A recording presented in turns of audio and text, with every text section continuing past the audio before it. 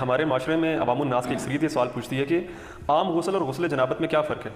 مزید یہ کہ اگر ہم غسل کو سنت کے مطابق ادا کریں تو کیا ڈائریکٹ نماز پڑھ سکتے ہیں یا پھر نماز پڑھنے کے لیے الگ سے وضو کرنا پڑے گا؟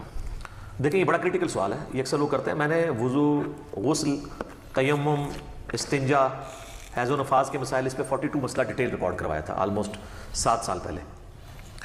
اس میں نے بتایا تھا سورۃ المائدہ میں سٹارٹ کے اندر ہی وضو کا طریقہ آیا ہے کہ چہرے کو دھویا جائے، اس کے بعد دونوں ہاتھ کونیوں تک، پھر سر کا مسح اور پاؤں کو دھویا جائے۔ بل یہ پاؤں کے مسح والا اختلاف بھی ہے اپنی جگہ، المصنف ابن ابی شیبہ میں موجود ہے کہ اکرمہ جو تابعی تھے ابن عباس کے شاگرد، وہ پاؤں پہ مسح بھی کر لیتے تھے۔ اس کو زیادہ جھگڑا نہیں بنانا چاہیے۔ تو یہ وضو کا طریقہ قرآن کے اندر ہے، بخاری مسلم میں درجنوں احادیث ہیں، بلکہ مسلم شریف کے اندر تو 1000 سے زیادہ احادیث ہیں وضو، غسل، نماز اور طہارت کے مسائل کے اوپر، 1000 سے زیادہ۔ لیکن یہ آپ کو کہتا ہے یہ وضو کا طریقہ تو امام حنیفہ نے بتایا ہے، تو حدیث کے اندر موجود ہے۔ تو آپ بخاری مسلم دونوں میں حدیث موجود ہے کہ نبی علیہ السلام غسل کیسے کرتے تھے۔ امہات المومنین نے روایت کی ہے کہ نبی علیہ السلام جب بھی غسل جنابت کرتے تھے تو آپ علیہ السلام غسل کرنے سے پہلے استنجا کیا کرتے تھے۔ اس کے بعد آپ علیہ السلام زمین پہ ہاتھ مار کے مٹی لیتے تھے، اس زمانے میں ظاہر صابن تو نہیں ہوتا تھا، اور مٹی اس جگہ پہ ملتے تھے جہاں پہ مری وغیرہ لگی ہوتی تھی تاکہ اس کو صاف کر دیں۔ ظاہر وہ سمپل پانی سے تو صاف نہیں ہوگی۔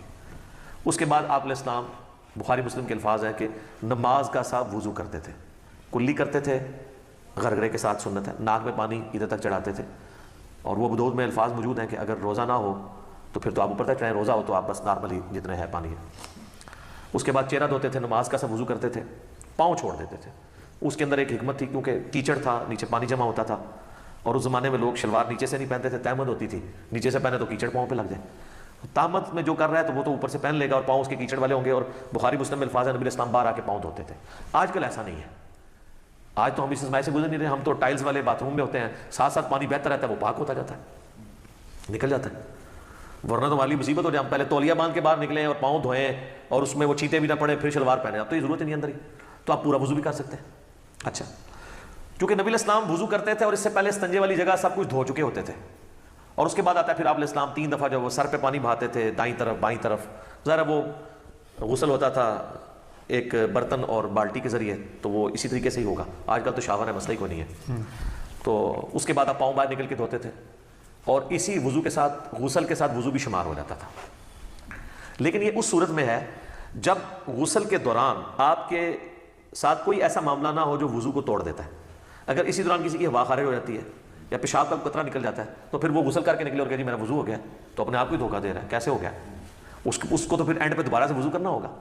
یا اسی دوران اگر شرمگاہ کو ہاتھ لگ جاتا ہے، اگرچہ اختلافی مسئلہ ہے لیکن کبھی دلائل اسی طرف ہے کہ نیکڈ اگر شرمگاہ کو ہاتھ لگ جائے، یعنی ڈائریکٹ پردے میں حائل ہو کے لگے وہ تو کوئی مسئلہ نہیں، ڈائریکٹ لگ جائے تو اس کا وضو ٹوٹ جاتا ہے۔ تو اس میں بہتر یہی ہے کہ احتیاط اسی میں ہے کہ آپ اینڈ پہ دوبارہ وضو کر کے ہی باہر نکلیں، کیونکہ بعض اوقات ہاتھ لگ ہی جاتا ہے اور اتنا دھیان بھی نہیں رہتا اس طرح کے معاملات میں۔ لیکن اگر یہ سارا معاملہ ہے تو کوئی مسئلہ نہیں ہے، پھر تو آپ کا وضو اور غسل اکٹھا ہی ہوگا، آپ کو دوبارہ وضو کرنے کی ضرورت نہیں ہے۔ مثلا آپ کو تالاب میں کوئی پھینک دے، دھکا بھی دے دے اور غوطہ بھی آ جائے تو ساتھ ہی سارا غسل اترے۔ سب سے آسان جو غسل ہے نا تالاب میں، 1 منٹ بھی نہیں چاہیے تالاب کا غسل کرنے کے لیے، آپ کو سیکنڈز میں غسل ہوتا ہے، کوئی پورا جسم دھل جاتا ہے، ٹھیک ہے۔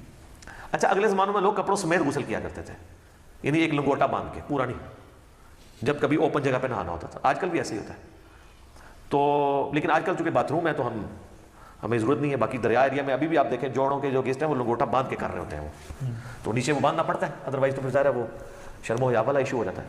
تو پھر اگر ایسی صورتحال ہوگی تو اگر کوئی وضو کے توڑنے والی چیز نہیں ہوئی تو آپ غسل کے بعد آپ کا وضو شمار ہو جائے گا، غسل جنابت ہو جائے گا۔ کئی شادی شدہ لوگ ہیں ان کو بالکل غسل کا طریقہ نہیں پتہ، ٹھیک ہے، اور ان کو بالکل پتہ ہی نہیں۔ باقی رہا عام غسل بھی سنت کے مطابق ہی کرنا چاہیے۔ عام غسل ویسے کون سا ہوتا ہے؟ وہ تاری لانا ہے، گرمی دور کرنا ہے، وہ غسل تو نہیں ہوتا، وہ تو خالی تاری لگانا ہے۔ ہر غسل سنت کے مطابق ہی آپ نے کرنا ہوگا۔ اگر عام غسل سے مراد آپ رہے ہیں، صحیح بخاری مسلم میں حدیث ہے کہ جمعے کا غسل کیا جائے، اور مسلم میں الفاظ ہے کہ ہفتے میں 1 دن غسل کیا جائے، تو وہ سنت کے مطابق ہی کرنا ہوگا۔ یا عید کے اوپر غسل کرنا سنت ہے تو سنت کے مطابق ہی کرنا ہوگا، ٹھیک ہے۔ اسی طریقے سے میت کو غسل دینے کے بعد جب جسم پہ چیٹے پڑ جاتے ہیں اور پھر آپ نے غسل کرنا ہے تو سنت کے مطابق کریں، یا اتنا حصہ بھی دھو لیں تو وہ بھی کافی ہے، وہ غسل والا حکم منسوخ ہو چکا ہے، اتنا حصہ بھی دھو لیا جائے کافی ہے۔ تو غسل جب بھی کریں سنت کے مطابق ہی کریں تاکہ آپ کی عادت نہ ٹوٹے۔ بل عام غسل آپ جس بھی طریقے سے کر لیں گے، ظاہر ہے اس میں تو پھر کوئی ایسا ایشو نہیں ہے، آپ جب کر کے ازائے وضو پہ جب پانی بہ جائے گا تو خود بخود آپ کا وضو ہو جائے گا، بشرطے کہ اس دوران کوئی وضو توڑنے والی چیزیں نہ ہوں۔ اسلامی بہنوں کے لیے میں عرض کر دوں کہ ان کے غسل میں فرق ہے، صحیح مسلم کے اندر موجود ہے کہ اما عائشہ کہتی ہے کہ نبی علیہ السلام جو حالت حیض میں غسل ہے نا، اس میں ہمیں حکم دیتے تھے کہ ہم بالوں کا جوڑا بھی کھول کے پورا کھول کے نا، جو بنائی ہوتی تھی آپ نے چٹیا، اس کو کھول کے غسل کریں. لیکن جو عام غسل ہے غسل جنابت، اس میں آپ کہتے تھے بس اوپر سے پانی بہا لو تو کافی ہے، کیونکہ عورت کے لیے تو تردد ہے، اس کی تو کئی بالٹیاں سر پہ ہی لگ جائیں گی.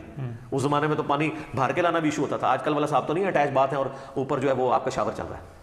تو اسی والے سے وہ سیدہ عائشہ کے پاس کچھ تابعین آئے بھی تھے، وہ مانتے ہی نہیں تھے کہ جی آدھی بالٹی سے کیسے غسل ہو سکتا ہے. تو عائشہ ان کے سامنے آدھی بالٹی لے کے گئی، پردے میں موٹے کپڑے میں، اس وقت ذرا اٹیچ بات کپڑے والے ہی ہوتے تھے. ٹوائلٹس گھروں میں نہیں ہوتے تھے، گھروں کی چھت پہ ہوتے تھے یا باہر زمین میں، لیکن باتھ روم تو گھر کے اندر ہوتے تھے کہ اس میں بدبو والا نہیں، پانی بہ جاتا ہے. وہ کہتے ہیں جی سیدہ عائشہ نے غسل کر کے دکھایا، بخاری مسلم میں آتا ہے. تو میں نے اس کو بھی جواب دیا تھا، وہ انہوں نے ان کے سامنے نہیں کیا، ان کا وہم نکالا کہ دیکھو اندر ٹوٹی بھی کوئی نہیں ہے، میں یہ پانی لے کے جا رہی ہوں، اس سے غسل کر کے نکلوں گی. تو وہ ان کا وہم نکالنے کے لیے تھا.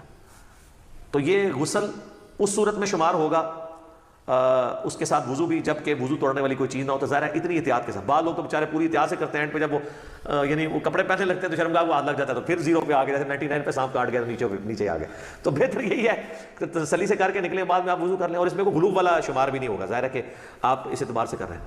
اچھا یاد رکھیے گا، ایک مجھے ضمن آیا، لوگ پوچھتے بھی رہتے ہیں غسل کن چیزوں سے ٹوٹتا ہے.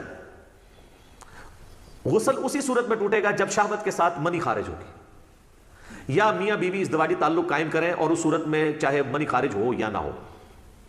بس یہ دو چیزیں جن سے غسل ٹوٹے گا. ٹھیک ہے. حیض والا تو عورتوں کا معاملہ الگ ہے. تیسری کوئی صورت نہیں ہے. بعض اوقات پیشاب کرتے ہوئے منی کے قطرے نکل جاتے ہیں تو وہ شہوت کے ساتھ نہیں نکلے، اسے ودی کہتے ہیں، وہ منی نہیں ہوتی، وہ غسل نہیں توڑے گی. اسی طریقے سے بعض لوگ بیچارے پہلے غسل سے پہلے وضو کرتے ہیں، اس کے بعد جب سر پہ پانی ڈالتے ہیں تو ٹھنڈک کی وجہ سے پیشاب کے قطرے نکل جاتے ہیں، وہ سمجھتے ہیں پیشاب نکل گیا، پھر دوبارہ سے غسل شروع کرتے ہیں. نہیں، پیشاب نکلنے سے غسل تو نہیں ٹوٹا، وضو آپ کا ضرور ٹوٹ گیا. تو وہ وضو تو آپ نے ویسے بھی اینڈ پہ دوبارہ ہی کرنا ہوگا احتیاطاً. غسل آپ اپنا جاری رکھیں. غسل کے دوران پیشاب کرنے سے، ہوا خارج ہونے سے غسل جہاں تک پہنچا اس کو آگے ہی لے کے چلیں، پھر زیرو پہ نہیں آپ نے آنا، کیونکہ وہ غسل نہیں ٹوٹا، آپ کا وضو ٹوٹا ہے. تو وضو تو آپ دوبارہ بھی کر لیں گے. غسل توڑنے والی چیز میاں بیوی کا ازدواجی تعلق ہے، خواہ اس میں منی ہو یا نہ ہو، اور یعنی نائٹ فال، یعنی منی کا شہوت کے ساتھ نکلنا، وہ نائٹ فال کے ذریعے ہو یا کسی اور غلط طریقے سے ہو، یعنی میں کوڈ ورڈز میں بات کر رہا ہوں، تو وہ غسل کو فرض کر دے گی. باقی اور کوئی چیز جو ہے نا وہ غسل کو فرض نہیں کرتی. تو یہ ایسے مسائل ہیں جو لوگ عموماً پوچھتے رہتے ہیں. تو آسان ہی معاملہ تھی، آپ دین سیکھیں، دین میں آسانی ہے.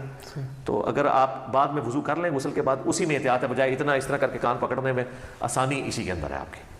ٹھیک ہوگی. جزاک اللہ.